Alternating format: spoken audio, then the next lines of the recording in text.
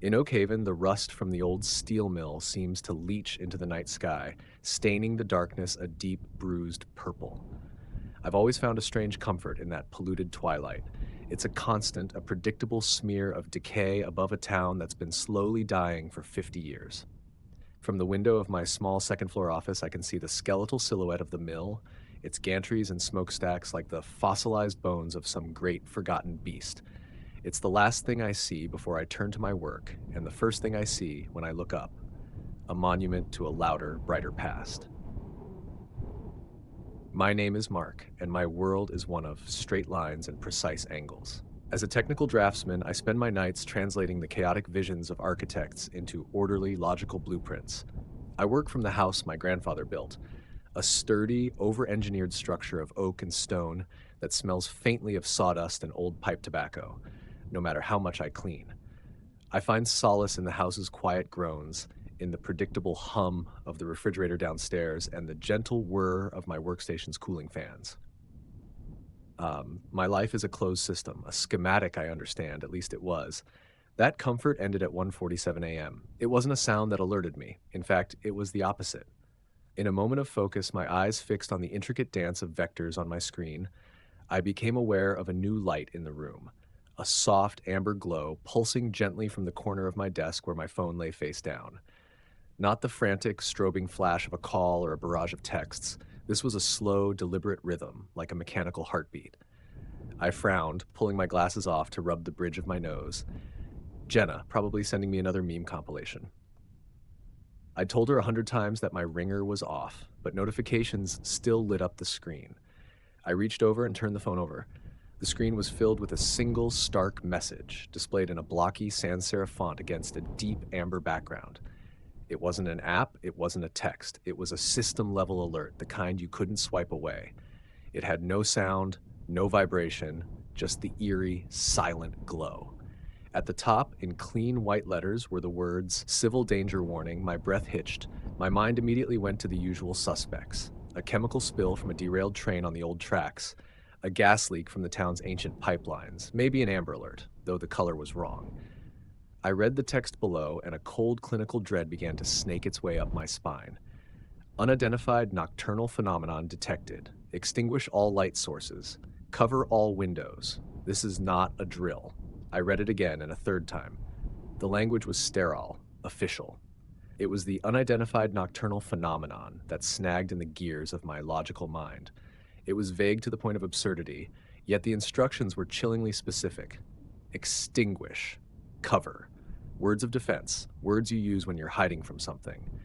My first instinct was to dismiss it as a hoax, a sophisticated prank. But the alert had the official government seal at the bottom. It was as real as a tornado warning. My thumb hovered over the screen, my heart starting a frantic, disorderly rhythm against my ribs. I had to know if this was just me. My sister's face flashed in my mind. Jenna was a nursing student, lived in the new-ish apartment complex across town, the one they built to try and lure in commuters who hadn't yet realized Oak Haven was a dead end. She was a night owl, always studying late. She'd be awake. My fingers, suddenly clumsy, tapped out a message. Me. You awake? Seeing this weird alert, I stared at the screen, at the three little dots that appeared almost instantly. Her reply came in a chaotic burst. Mark, thank God. Yes, what is it? I tried calling mom and dad. No answer. My power is flickering. What is happening? Her lack of punctuation was a barometer of her panic. I felt a surge of something protective. The older brother instinct kicking in. Me. Calm down. Power is fine here. Don't call them. No reason to scare them if it's nothing. You got the exact same message? Word for word? Yes, extinguish all light sources, cover windows. Mark, this is insane. My neighbor Brenda's in the hallway. She's freaking out. Everyone got it. So it was real. Townwide. My house, which had felt like a fortress of solitude moments before, suddenly felt fragile. A glass box on a dark hill. The skeletal mill on the horizon no longer looked like a fossil. It looked like a predator waiting. Okay, I whispered to the empty room, the sound swallowed by the sudden, heavy silence.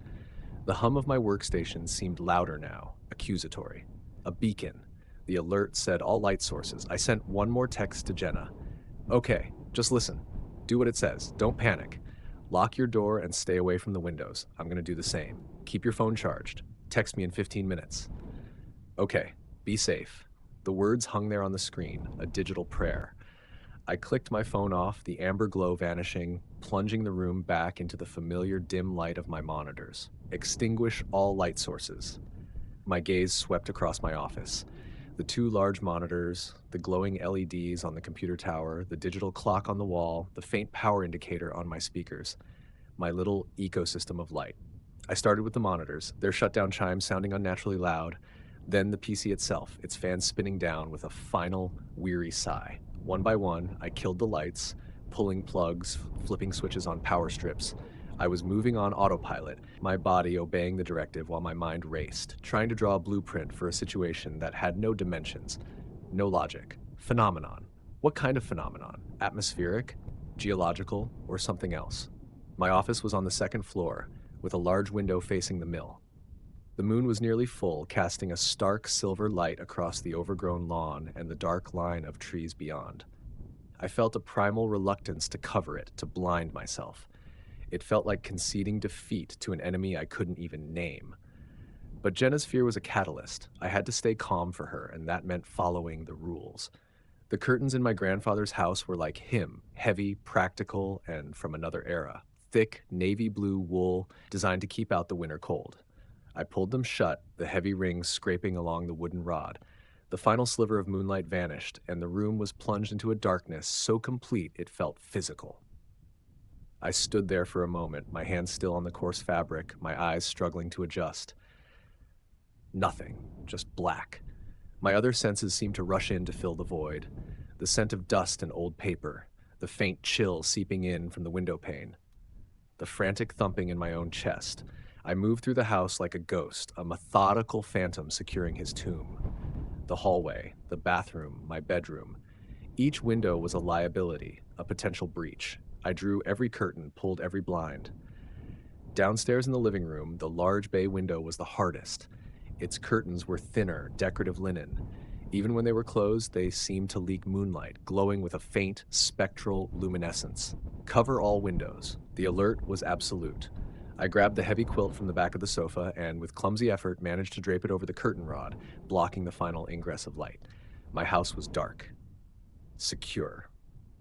I was standing in the center of the living room, breathing heavily, a strange mix of fear and accomplishment washing over me when my phone vibrated in my pocket. A low, powerful buzz, different from a normal notification. It made my teeth ache. I pulled it out. Another system-level alert, the same amber background. Update, phenomenon is attracted to electrical currents and light emissions. Power grid shutdown is imminent. Avoid windows. Do not respond to anyone at your door. A new wave of cold dread washed over me, colder than before. It wasn't just about what you could see anymore. It was about the very energy humming in the walls of my home. It was an explanation that explained nothing and everything, attracted to electrical currents. We were a town of beacons, a buffet of light and energy laid out in the darkness. Power grid shutdown is imminent. As if on cue, the last vestiges of interior light in the house died. The green digital display on the oven, the red standby light on the television, the faint glow of the Wi-Fi router in the corner, all extinguished in a single, silent instant. And with them, the sounds. The deep, monolithic hum of the refrigerator ceased, a sound so constant I had never even noticed its presence until it was gone. The silence that followed was profound. It was a pressure in my ears, a heavy, suffocating blanket. The house was no longer just dark, it was dead. The system had been shut down. The entire town was now offline. I stood frozen in the suffocating dark, my own breathing a roaring hurricane in my ears. I felt a sudden, desperate urge to look outside, to see if the streetlights were gone, to see if the entire world had gone dark with me. But the second alert's command echoed in my mind: avoid windows. I fumbled for my phone, my only source of light, my only connection to my sister. The screen flared to life, an impossibly bright rectangle in the oppressive black. I quickly dimmed it to its lowest setting. A new text from Jenna was waiting. Jenna, power is out, all of it.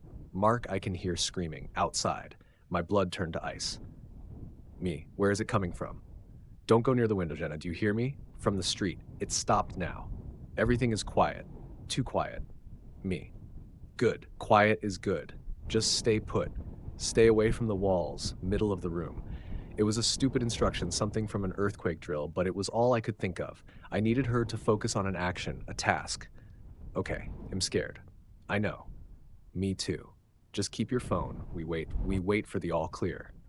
The words felt like a lie in my own mouth. Who would give it? And what would be left when they did? We stayed like that for what felt like an eternity, where texting back and forth in the shared darkness, our phones our only lifelines. The silence of the house began to work on me. Every tiny noise was amplified.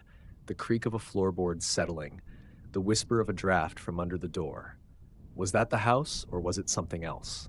My mind, the logical, orderly mind of a draftsman, was becoming a canvas for unspeakable things. I imagined shapes moving in the blackness, things drawn to the dying heat of the walls, Wes sniffing at the silent electricity within.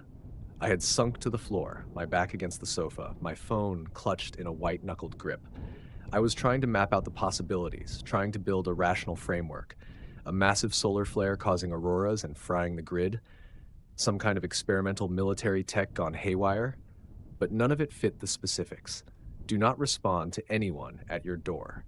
That was the rule that broke every logical model. That implied an intelligence, an agent, something that could knock. That's when I heard it. It was not a knock. It was not a voice. It was a sound so mundane, so achingly familiar that for a moment it felt like a reprieve, a tiny metallic jingle. Jing, jingle, jingle. It was coming from the front porch. My heart seized. I knew that sound. I knew it as well as I knew the groans of my own house. It was the sound of the small brass bell on the collar of Buster, the goofy, perpetually lost golden retriever owned by the Hendersons next door. Dave Henderson was always apologizing for Buster getting out. The dog was a furry Houdini, a master of slipping his leash and digging under fences. Jing, jingle, jingle.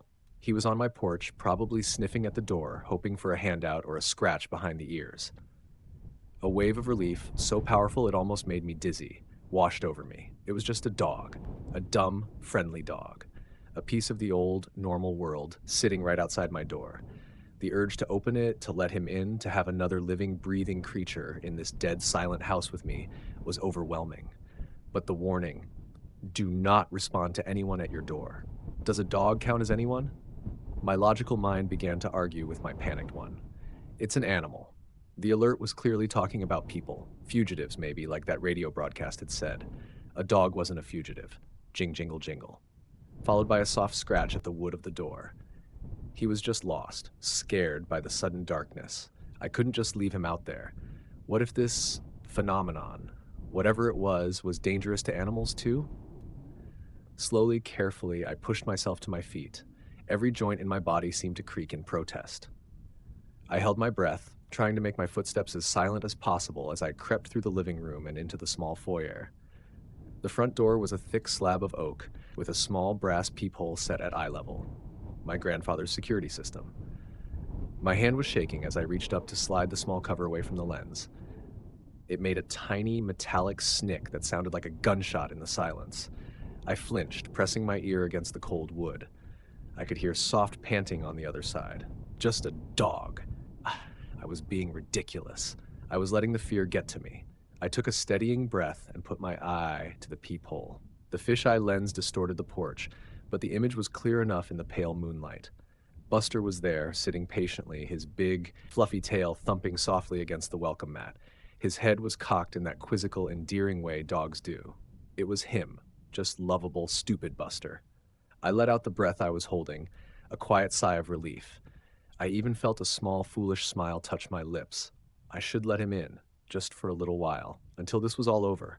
I kept watching for another second, my eye pressed to the cool brass. Buster's tail stopped wagging. He sat perfectly still, his body rigid. Then, slowly, with a smoothness that was utterly, sickeningly wrong, his head began to turn. It wasn't the jerky, inquisitive movement of a dog. It was a fluid, deliberate rotation, like the turret of a tank.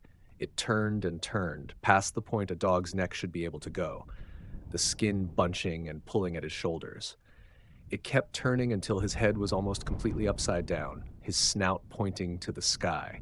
His eyes, which should have been warm and brown, were wide, unblinking, and reflecting the moonlight with a cold, flat intelligence I had never seen in any living thing. My stomach dropped. I couldn't breathe. I couldn't pull my eye away. Then, from the dog, from the thing wearing the skin of a dog, a voice slithered into the silence. It wasn't a bark or a growl. It was a whisper, a layered, distorted sound like a recording played through a broken speaker, a sound that scraped its way through the thick oak of the door and directly into my brain. He's looking at us. Open the door. My brain refused to process it. The two inputs, the sight of a familiar dog and the sound of an alien whisper, were so contradictory that my consciousness simply short-circuited. I didn't scream. I didn't even think. My body reacted on a level far older than reason. I scrambled backwards, away from the door, my hands scrabbling against the floorboards like a crab. My heel caught on the edge of a rug and I went down hard, my head cracking against the hardwood with a wet, hollow thud. The impact sent a starburst of white pain through my vision, but it did something else too. It rebooted me. The paralysis broke, and a tidal wave of pure, undiluted terror crashed over me. I crab-walked backwards until my shoulders hit the living room wall, my legs kicking feebly in front of me. I was panting, my lungs burning, sucking in the dead, silent air. He's looking at us. Us. It wasn't alone. My mind replayed the impossible rotation of the dog's head, the flat, intelligent blackness of its eyes. It wasn't a dog. It was a costume, a lure, a perfectly crafted piece of bait designed to prey on the last vestiges of human decency. My desire to help, to offer comfort, had almost gotten me killed. A frantic, high-pitched scratching started at the door, accompanied by a soft, eager whining. The sound was perfectly canine, but I knew what it was now. A performance. An act. It wanted in. My phone. I needed my phone. It had skittered across the floor when I fell. I saw its faint screen glow near the leg of a chair. I crawled towards it, my movements jerky and spastic. The scratching at the door grew more insistent, more frantic. It sounded less like a lost pet and more like a starving animal trying to get at a piece of meat. I snatched the phone, my trembling fingers barely able to operate the touchscreen. My text conversation with Jenna was still open. Meet Jenna. Listen to me. They can look like things, familiar things, animals. My thumbs were greasy with sweat. I could barely type. Me, don't trust anything you see or hear. I mean it. Not a cat, not a dog, nothing. The scratching stopped. Just like that. The sudden silence was somehow more terrifying. Had it heard me typing? Could it sense the light from my phone, even dimmed to its lowest setting? I held my breath, listening. The house was a tomb again. The porch was quiet. After a minute that stretched into a decade, I heard it. A soft thump, thump, thump, and then the faint jingle, jingle of the collar receding, moving back down my driveway and into the street. It was leaving. For now. I lay on the floor for a long time, the side of my face pressed against the cool, dusty wood, my phone held to my chest like a holy relic. The silence it left behind was different. It wasn't empty anymore. It was pregnant with possibilities, with the knowledge of what was moving through it. An apex predator that wore the skins of the things we loved. Jenna's reply finally came through. A single, terrified word. What did you see? How could I even begin to describe it? Me, the Henderson's dog. Buster. It wasn't him. It wore his face, but it wasn't him. Oh, God, Mark. Just stay in the middle of your room. Don't look out. Don't listen. Try not to even think. Just be a rock, a piece of furniture. We have to wait this out. I kept saying we, but we were miles apart, two tiny islands of warmth and light in a vast, cold, hungry ocean of darkness. The need for information became a physical craving, an itch under my skin. The alerts were a trap, giving just enough instruction to make us compliant, but not enough to help us understand. The government, the authorities, they had gone silent, hiding in their own bunkers while the rest of us were left as sacrifices. My grandfather, a man who had believed in two things, God and the tangible heft of a well-made tool, had always kept an emergency kit in the basement. In it, he said, were the only two things a man needed to survive the end of the world: a sharp axe and a radio that didn't need the grid. The basement door was off the kitchen. Getting there in the pitch blackness was a slow, agonizing process. I used my phone's screen as a reluctant guide, its glow feeling like a spotlight. Every step, every creak of the floorboards felt like a broadcast of my location. I navigated by memory, my hands outstretched, tracing the familiar outlines of furniture, which now felt like monolithic, alien shapes in the dark. The air in the basement was cold and damp, thick with the smell of earth and mildew. The emergency kit was exactly where he'd told me it would be, on a high shelf behind the preserved peaches. A heavy, military green canvas bag. I hauled it down, the contents clanking softly, and carried it back upstairs to the relative safety of the living room. Inside, beneath a first aid kit, a stack of MREs, and a heavy-duty flashlight I dared not turn on, was the radio. It was a brutish, ugly thing made of thick red plastic with a silver hand crank on the side. I placed it on the floor and began to turn the crank, the grinding plastic gears of a profane noise in the absolute stillness. I half expected the sound to draw every one of those things for miles right to my door, but my need to know was greater than my fear. I switched it on. A blast of static erupted from the small speaker, and I nearly threw it across the room. I frantically lowered the volume to a barely audible whisper. I spun the tuning dial, my fingers slipping on the small plastic knob. Static, static, a faint whisper of a country song. Warped and distorted, more static. My hope began to dwindle. The entire broadcast spectrum was dead. They had killed everything. Then I caught it. A voice, buried in the hiss. Repeat. This is an unofficial broadcast. If you can hear me, do not trust the official channels. I repeat, do not. It was coming from the local college station, Wohue. The signal was weak, fading in and out. I fine-tuned the dial, my entire body rigid with concentration. The voice grew clearer. It was a young man, his voice cracking with sheer terror. It wasn't a news anchor. It was just a kid, a student probably trapped in the broadcast booth. Armed and dangerous fugitives, the kid said, his voice dripping with scorn. That's the story they want us to believe. It's a lie. I saw one of them. It looked like Dr. Albright from the physics department. It walked right past the studio window, but its arms were too long. He paused, and I could hear him take a ragged, sobbing breath. They're not human. They're using some kind of mimicry tech. That's what the official memo said before everything got cut. Advanced mimicry devices. But it's not a device. It's them. It's their bodies. They get the voices from old broadcasts, I think, phone calls, anything that's been transmitted. They're piecing us together from our own ghosts. Don't listen to them. Don't let them. The broadcast was cut off. Not by static. It was replaced by a single piercing electronic tone. A digital shriek so loud and painful that I dropped the radio. The tone held for 3 agonizing seconds and then stopped, plunging me back into the suffocating silence. So that was it. Not fugitives. Things. Shapeshifters. Echoes that had learned to walk.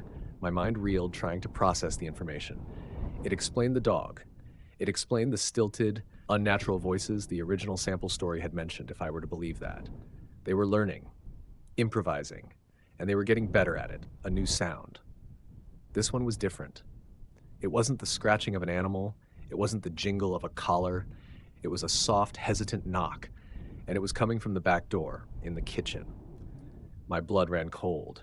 They were flanking me. The dog had been a test, a probe at the front defenses. Now they were trying a new point of attack, a new strategy. I remained motionless, a statue carved from fear. The alert was clear. Do not respond to anyone at your door. The knock came again, a little louder this time. Tap, tap, tap.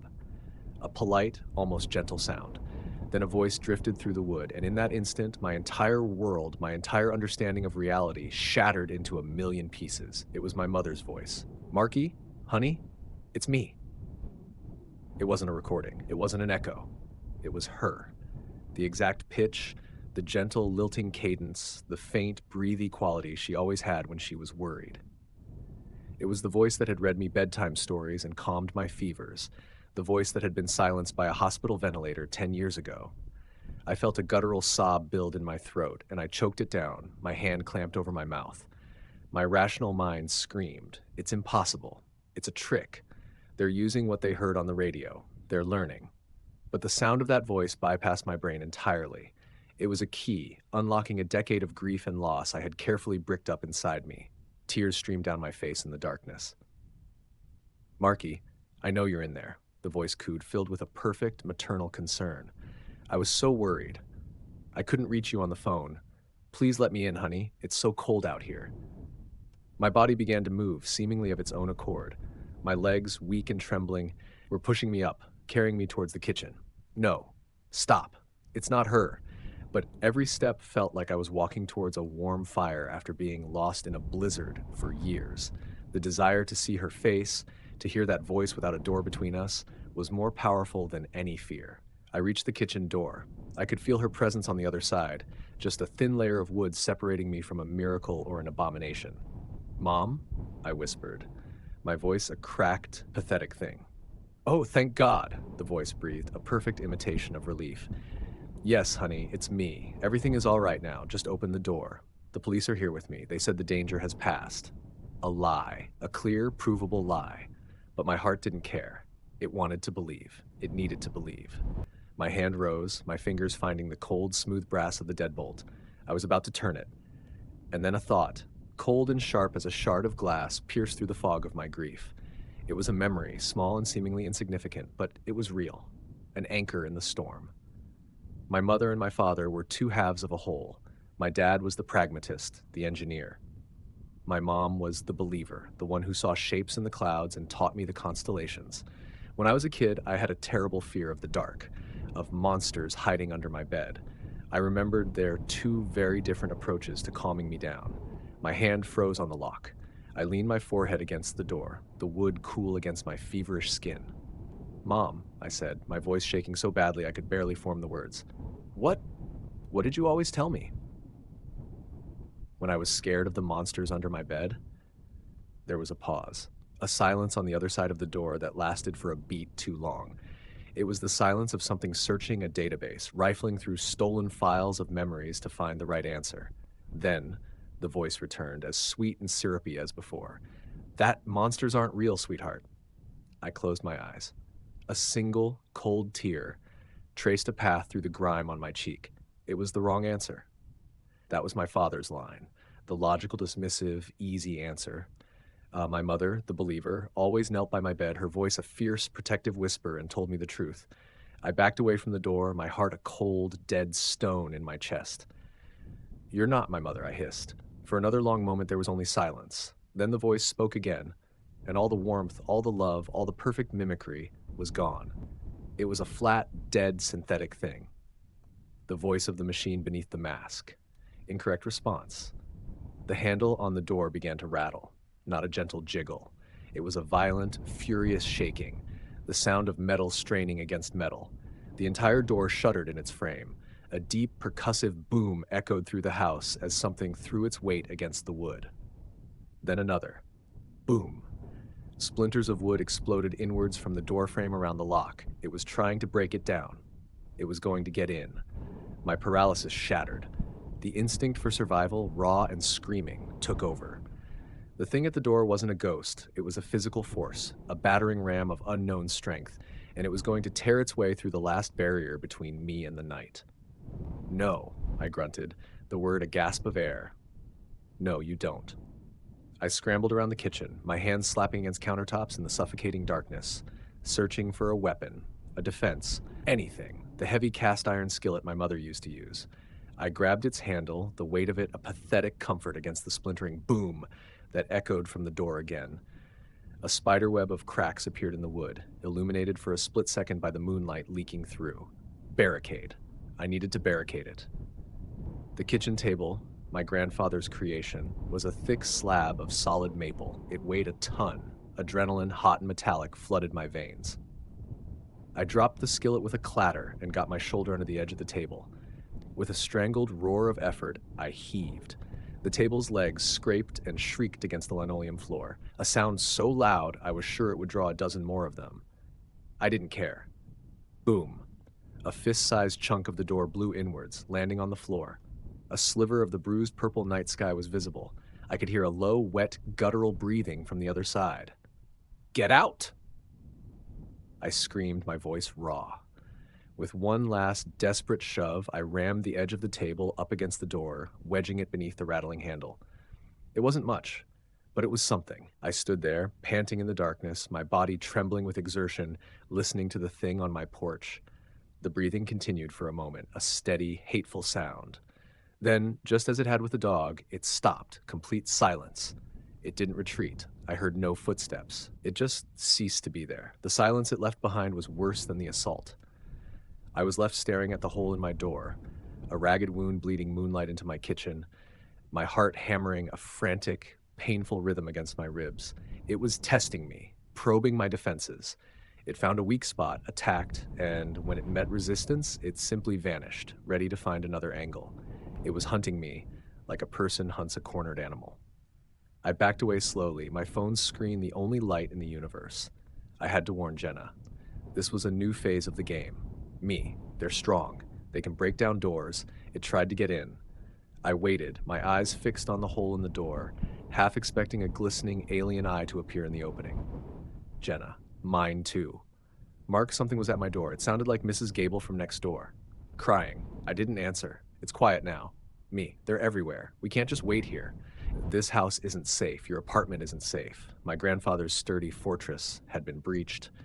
They were intelligent. They were strategic. Staying put was no longer a strategy for survival. It was a death sentence. We were just rats in separate traps, waiting for the exterminator to get bored of the game and just smash the cages. What do? We can't go outside. We might have to. There has to be somewhere safer, somewhere stronger. My mind raced through a blueprint of the town. The police station, it would be a primary target. The town hall, too many windows. Then, the image of the skeletal mill on the horizon flashed in my mind. Rust and decay, yes, but it was built at a time when things were meant to last. More importantly, I remembered the tours my dad used to give when he worked there before it closed. The old emergency shelter in the sub-basement. A concrete box buried 50 feet underground with a steel door designed to withstand a factory explosion. Me. The old mill. The storm shelter in the basement. The mill? Mark, it's a ruin, and it's on the other side of town from me. How could I even get there? Me. I don't know yet. But it's concrete and steel. It's underground, safer than here. We have to have a plan, a goal. Otherwise, we're just waiting to die.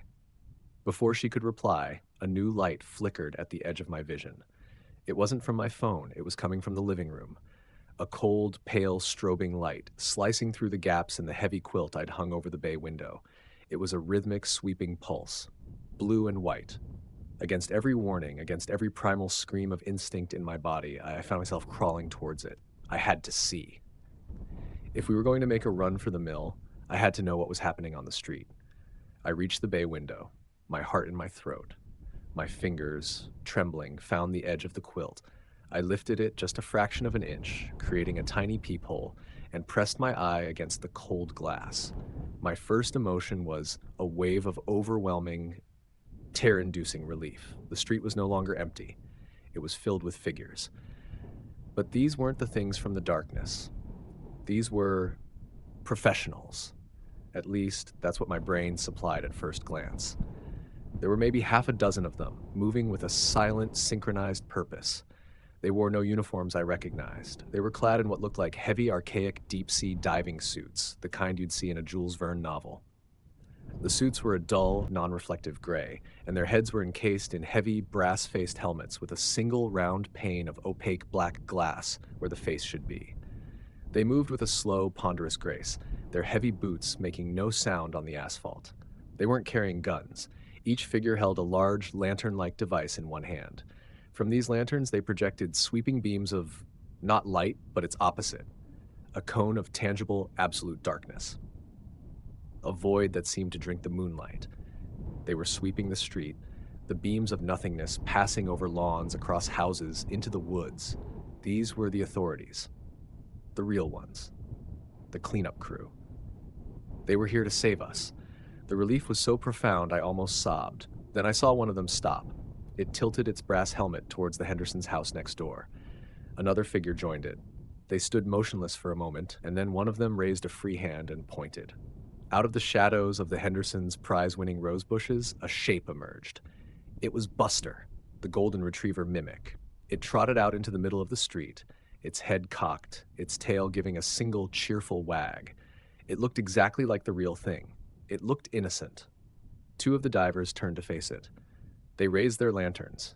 I watched, mesmerized, as the two cones of projected darkness converged on the dog. There was no sound, no flash, no scream. The moment the darkness touched the mimic, it simply ceased to exist. It didn't dissolve or burn or explode. It was just there one moment, a solid, living-looking thing, and the next it was gone, erased from reality. The darkness passed over the spot where it had been, leaving only pristine, moonlit asphalt behind. The relief in my chest curdled, turning into a new, far more profound kind of horror. This wasn't a rescue. This was an extermination, a decontamination, and the tools they were using were not of this world. These silent, faceless figures were no more human than the things they were hunting. They were just the other side of the same alien coin. I watched as they continued their sweep, their movements economical and terrifyingly efficient. One of them paused at the end of my driveway. It held up its free hand, and I could see a small device mounted on its wrist. A faint red grid of light projected from it, scanning my house from the foundation to the roofline. It was taking readings, looking for something, looking for me. My blood turned to ice water. The alerts: extinguish all light, avoid electrical currents. It wasn't just to keep from attracting the mimics, it was to keep from showing up on their scanners. The power in my phone, the heat of my body, the faint bioelectric signature of a living human being hiding in a dead, silent house.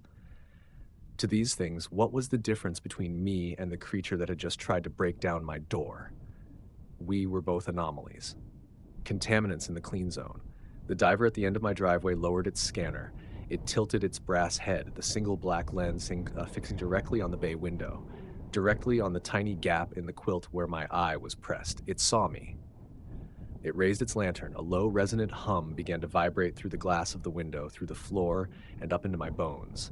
It was the same sound my phone had made before the first alert, a deep, perfect note. But this time it wasn't a warning. It was a charge. The air grew cold. I could see the front of the lantern begin to glow, not with light, but with a swirling, coalescing vortex of utter black. It was aiming at me. I was trapped.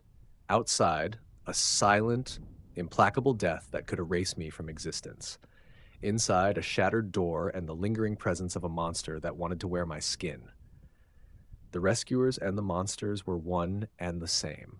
They were just cleaning the slate, and I was just another line of code to be deleted. There was no time for thought, no time for anything but the reptile brain's command to move.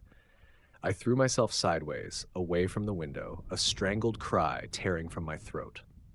I was a frantic sprawl of limbs on the floor, my eyes screwed shut, bracing for an impact, for a wave of heat or force that never came. There was only the hum. It rose in pitch for a single, excruciating second, resonating deep within my chest, making the fillings in my teeth vibrate with a painful, sympathetic frequency. It was the sound of a universe being tuned to a new and terrible key.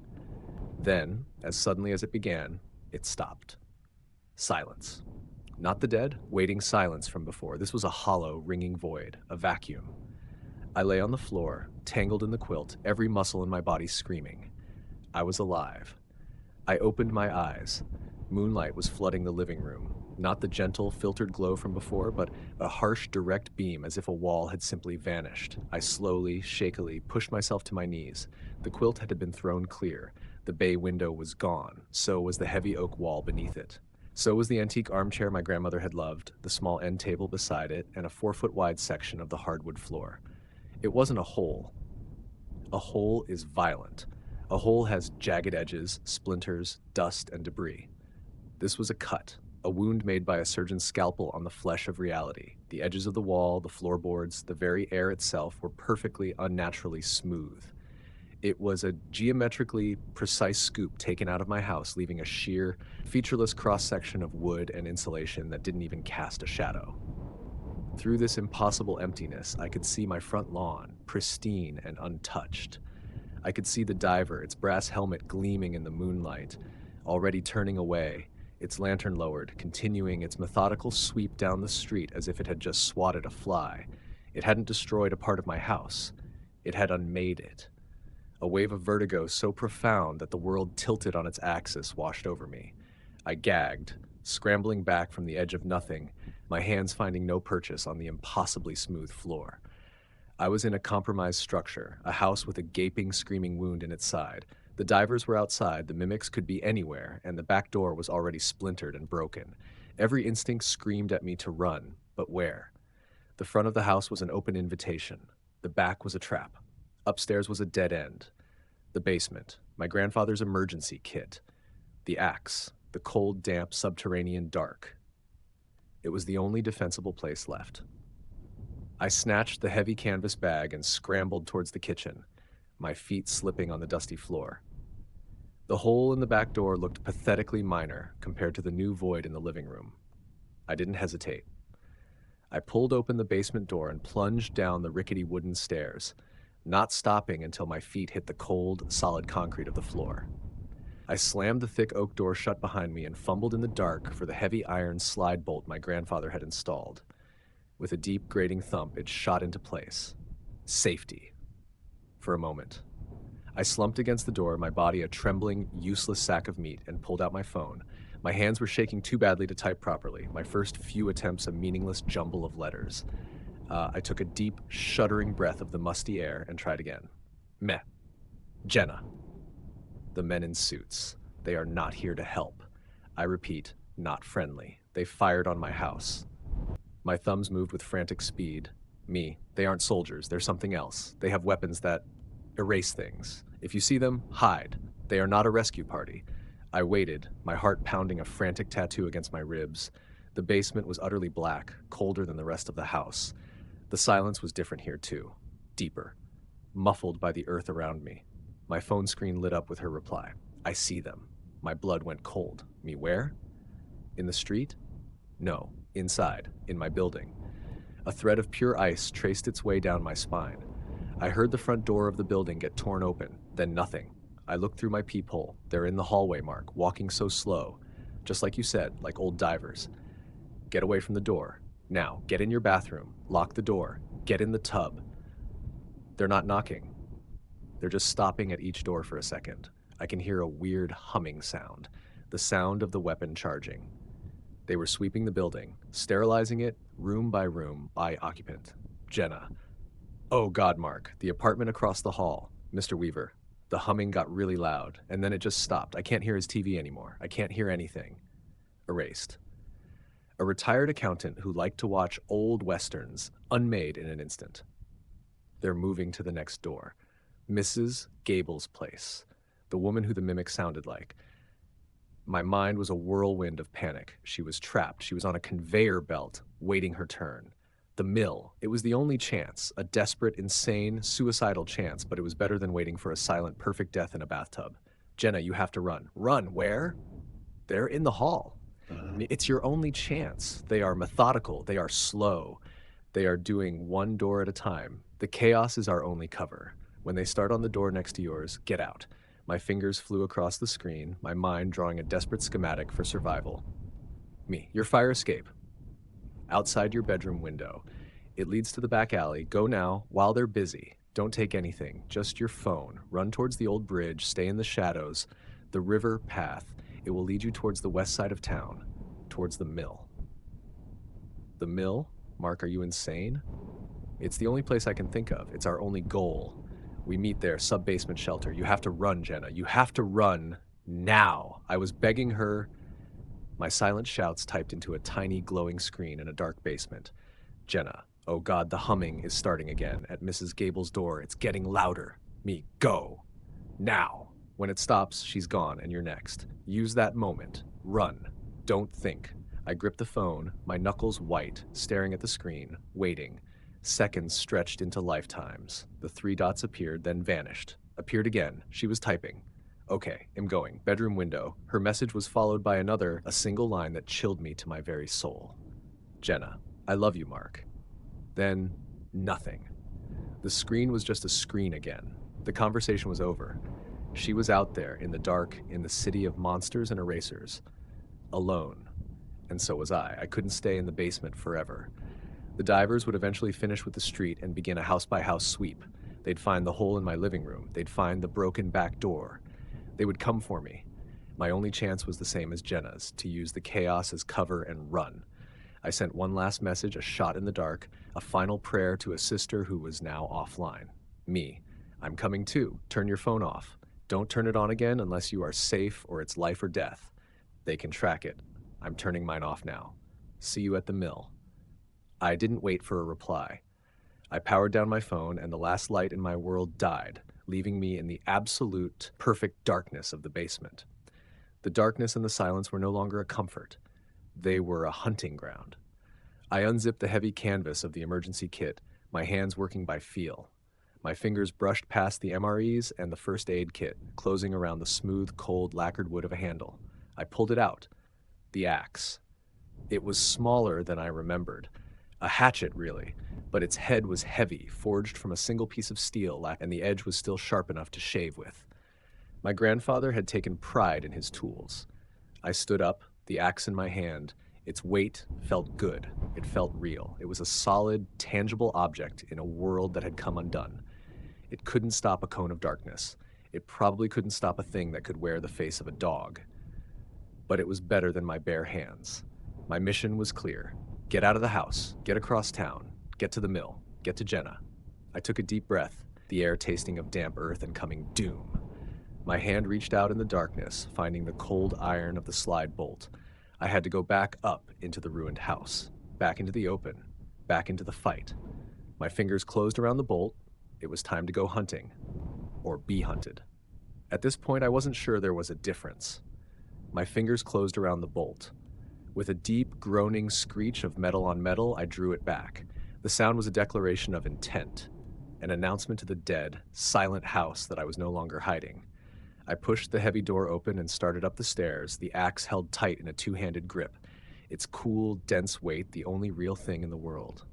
The house was a violation, a mausoleum. The gaping void in the living room seemed to suck all the warmth out of the air, a wound that bled cold moonlight onto the floor. Outside, the world was silent.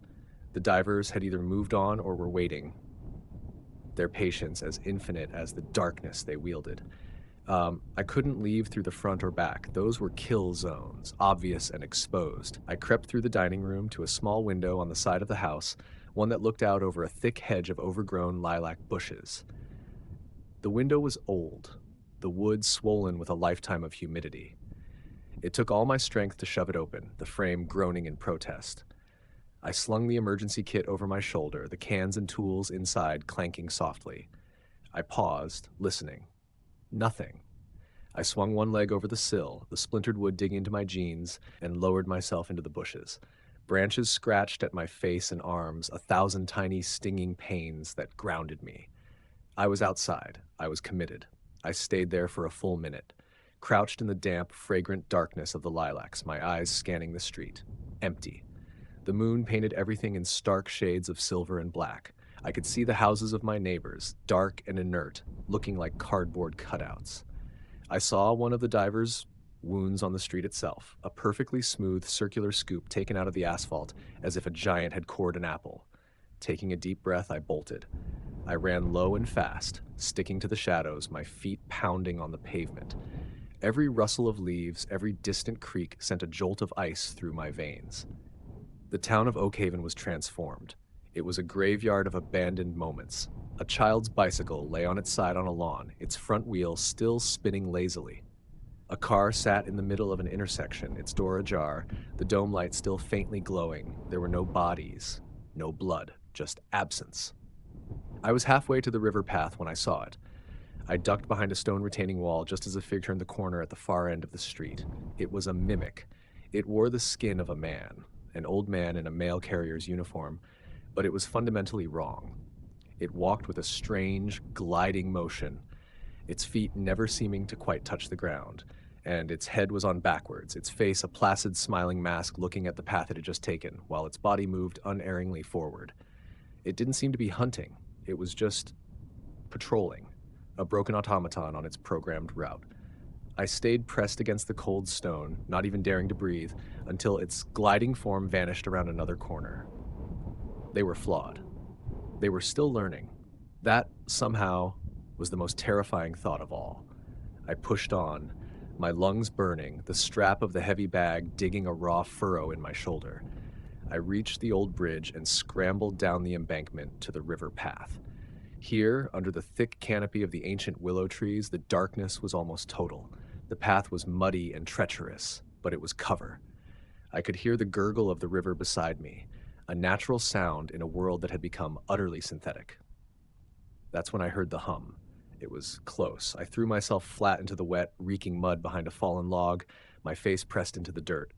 Through the tangle of roots, I saw one of them. A diver. It was standing on the bridge above me, its brass helmet slowly scanning the riverbanks. Its darkness lantern was held at its side, momentarily inert. It was so close I could hear the faint internal sounds of its suit, a soft rhythmic clicking, like a complex clockwork mechanism. A low, mechanical whir as its head swiveled. It was a machine, a deep-sea ghost hunting for souls in a river of darkness. It stood there for what felt like a year, a silent, monolithic statue of alien judgment. Then, with that same ponderous, silent grace, it turned and continued its patrol across the bridge. I didn't move until the sound of its internal clockwork had faded completely. The rest of the journey was a blur of terror. I finally saw the skeletal gantries of the mill rising against the sky, a cathedral of rust and ruin. I scrambled up the final hill, my body screaming in protest, and slipped through a collapsed section of chain-link fence. The mill yard was a maze of skeletal machinery and crumbling brick buildings. The air was thick with the smell of rust and decay. The entrance to the sub-basement was exactly where I remembered it, a heavy, steel-plated door set into a concrete ramp on the north side of the main furnace building. It was slightly ajar. My heart leaped. Jenna? She'd made it. I pulled the heavy door open, its hinges groaning in protest, and slipped inside, pulling it shut behind me. The darkness was absolute. Jenna? I whispered, my voice a dry rasp. A small, terrified gasp came from the far corner. Mark? A wave of relief so powerful it made my knees buckle washed over me. I stumbled through the dark towards the sound of her voice until I found her, huddled against the cold concrete wall, her arms wrapped around her knees. I dropped the bag and the axe and collapsed beside her, pulling her into a fierce, desperate hug. She was shaking uncontrollably. You made it, I breathed into her hair. You're okay. I saw one, she whispered, her voice trembling. It looked like a little girl. It was just standing in the street, humming to itself. I almost didn't run. We held each other for a long moment, two survivors on a hostile shore. We had done it. We were safe. We should get the door to the shelter bolted, I said, my voice thick with exhaustion. Then we just wait. It's not safe in here, Marky. The voice didn't come from Jenna. It came from the darkness behind us, near the stairs. It was a calm, reasonable voice, full of paternal warmth and a hint of weary disappointment. It was my father's voice. Jenna and I froze, our blood turning to ice. I grabbed the axe, scrambling to my feet, placing myself in front of her. I peered into the oppressive blackness. You're not real, I snarled, the words feeling thin and useless. Of course I'm real, the voice replied patiently. I was worried about you two. Your mother was in a state. I had to come and find you. A shape began to resolve itself out of the darkness, a tall silhouette moving towards us. It followed me, Jenna sobbed behind me. I thought I lost it, but it must have followed me. Don't listen to it, I hissed, raising the axe. Now, Mark, put that down, the voice of my father said, its tone now sharp, commanding. You know I don't approve of such things in the house. It stepped closer, and in the faint moonlight leaking from a high, grimy window, I saw its face. It was my father. His tired eyes, his graying temples, the small scar on his chin. It was a perfect copy. But the thing wearing his skin hadn't been here for the whole show. It hadn't heard the test I'd given its predecessor. You're right, I said, my voice dangerously calm. She was in a state. What did she always say about the monsters, Dad? The thing paused. It smiled my father's tired smile. That they weren't real, son. Now, be a good boy and put the axe down. A cold grin touched my own lips. Wrong answer, I whispered. I lunged. I swung the axe not at its head, but at its knee. The thing that wore my father's face was faster than any human. It sidestepped, the axe head burying itself in the concrete floor with a shower of sparks. It grabbed my arm, its grip impossibly strong, like a hydraulic press. Its face, my father's face, began to melt and distort, the features running like hot wax, the eyes sinking into two black, hateful pits. It threw me across the room. I hit the wall hard, the axe clattering from my grasp. Jenna screamed. The thing, its face now, a shifting, featureless nightmare, turned towards her. No, I yelled. Jenna didn't cower. Fueled by terror and adrenaline, she did the only thing she could. She grabbed the heavy canvas emergency bag and swung it with all her might, catching the creature in its shifting face. The bag burst open on impact, a spray of canned goods and supplies clattering across the floor. The creature staggered back, giving me the second I needed. I scrambled for the axe as Jenna made a break for the shelter's entrance, a massive bank vault-style steel door set into the far wall. The creature recovered and lunged for her, but I was there, swinging the axe wildly. It caught the thing in its arm, but there was no blood, just a strange, fibrous, gray material that tore like wet paper. "The door!" I screamed. "Get it open!" Jenna spun the large wheel handle, the gears grinding with rust. The creature swatted me away again, like turning its full attention to her. It was almost upon her as the door finally swung inward with a deep groan. "Now!" she shrieked. She ducked inside. The creature, focused solely on her, followed her into the blackness of the shelter. It was the moment I was waiting for. I threw myself at the massive steel door, putting all my weight, all my fear, and all my rage into it. I slammed it shut just as the creature realized its mistake. A non-human screech of fury and pain echoed from inside as the thick steel door slammed on its arm, shearing it off with a sickening crunch. The severed limb fell to the floor, writhing for a moment before dissolving into a pool of gray dust. I spun the wheel, the tumblers of the old lock falling into place with a series of deep, satisfying clunks. We were locked in. We were safe. I slumped to the floor, my body screaming in protest, every muscle bruised and battered. Jenna collapsed beside me, her sobs echoing in the small, concrete space. We survived. We're still here in the dark. That was hours ago, or maybe it was days. Time doesn't seem to work right in the absolute blackness of this concrete box.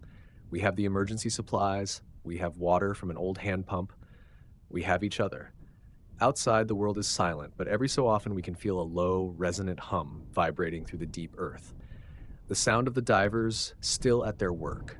The sound of our world being tuned to their terrible key. We don't know what will be left when we finally open this door. We don't know if we're the last ones left. All I know is that we are here in the cold and the dark, waiting for a dawn we may never see. In Oak Haven, the rust from the old steel mill seems to leach into the night sky, staining the darkness. I used to find comfort in it. Now I know the truth. The darkness was never empty. It was just waiting its turn.